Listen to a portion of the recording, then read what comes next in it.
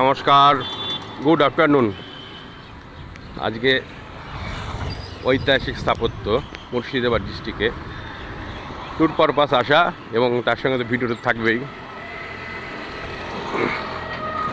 আজকে এসেছি মুর্শিদাবাদ জেলায় কাটরা মসজিদ। 1723 সালে মুর্শিদ কুলি খাঁ 1723 সালে মুর্শিদ কুলি খাঁ এই মসজিদ স্থাপন করেন, কাটরা মসজিদ হিসেবে পরিচিত।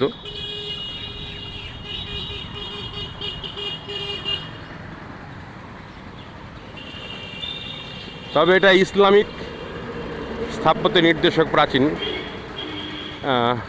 সেটা পরিচয় পাওয়া যাচ্ছে এখানে লেখা দেখে, আর্কিওলজিক্যাল অফ ইন্ডিয়া। মসজিদের মধ্যে প্রবেশ করছি। বাংলার প্রথম নবাবের স্থাপত্য।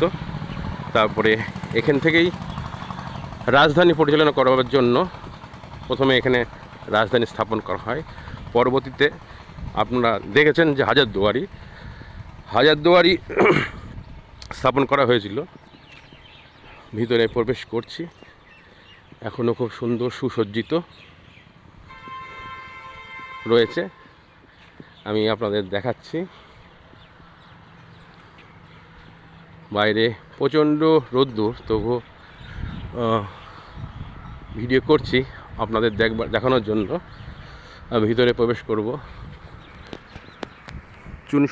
চুন সর্গের যে গাঁথনির দেওয়াল দেখছেন, খসে পড়ার মতনই অবস্থা, ভগ্নদশা দেওয়ালের।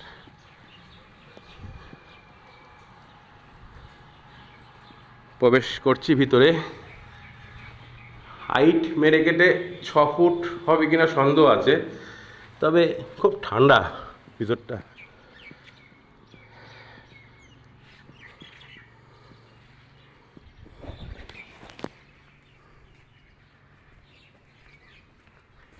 এত বড় স্থাপত্য এবং ট্যুরিজম প্লেস হিসেবে চিহ্নিত, তবুও এই দুপুরবেলায় ট্যুরিস্টদের সাধারণত দেখা নেই। আমি একাই ভিডিও করছি।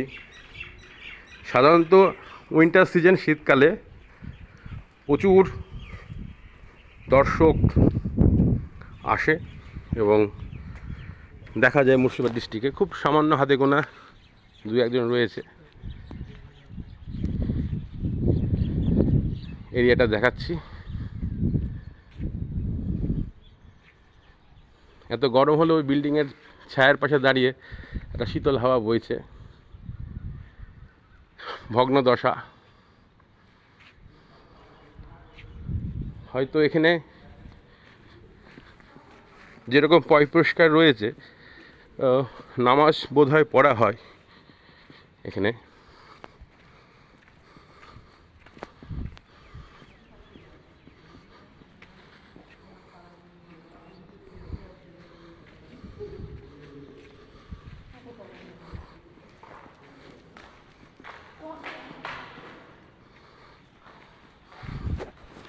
ভিতরটায় ঢুকলাম। 2টো গম্বুজ রয়েছে, প্রায় মোটামুটি 20-25 ফুট উচ্চতার উপরের যে ঢালাই সেটা রয়েছে। তবে এখানে একটা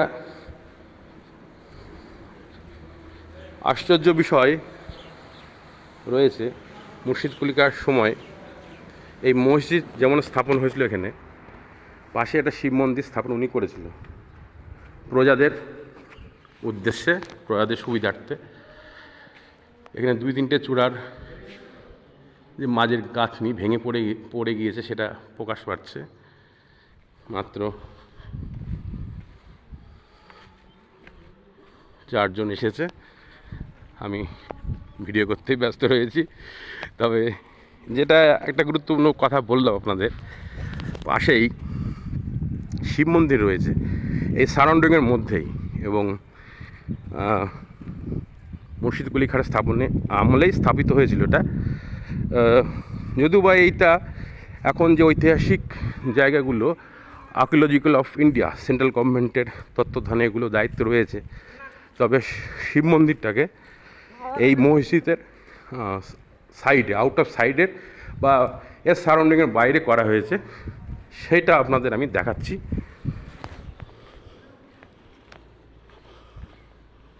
এটা পিছনের দিকে আমরা আসলাম।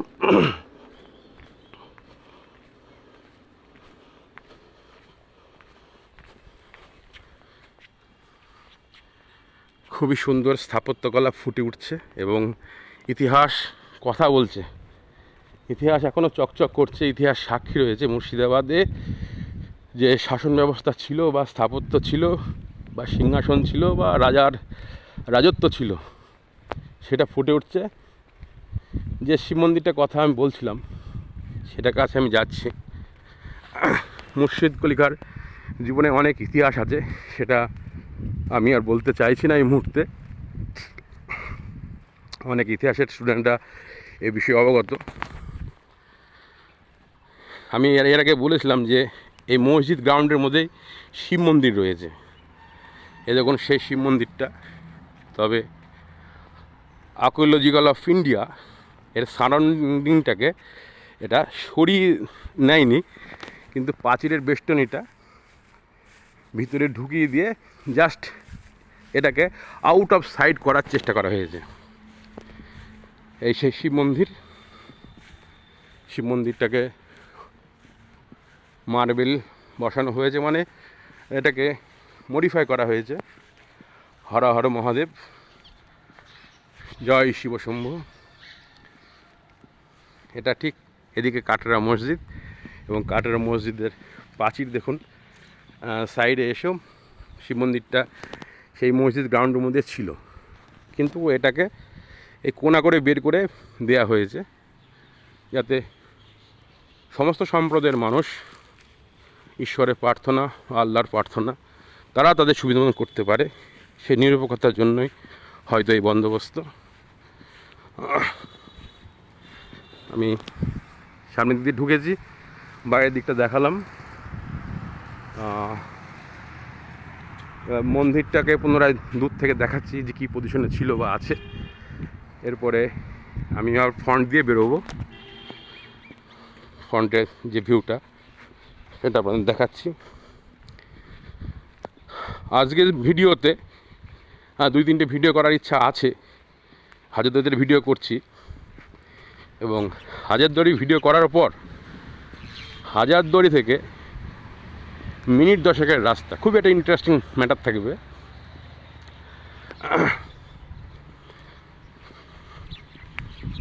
এটা বেরোলাম, বেরিয়ে ফ্রন্ট ভিউটা আবার দেখাচ্ছি।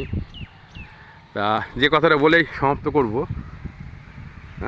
এখান থেকে সন্নিকটে হাজারদুয়ারির উদ্দেশ্যে ভিডিও করতে যাব, ভিডিও করব। ওখানে গিয়ে লাঞ্চ করব। লাঞ্চ করেই ঠিক 10 মিনিটের মধ্যে হাজারদুয়ারি থেকে চলে যাব এলাহাবাদ। এলাহাবাদ বললাম আপনাকে, এলাহাবাদের সন্ধ্যা আরতি আপনাদের দেখাবো।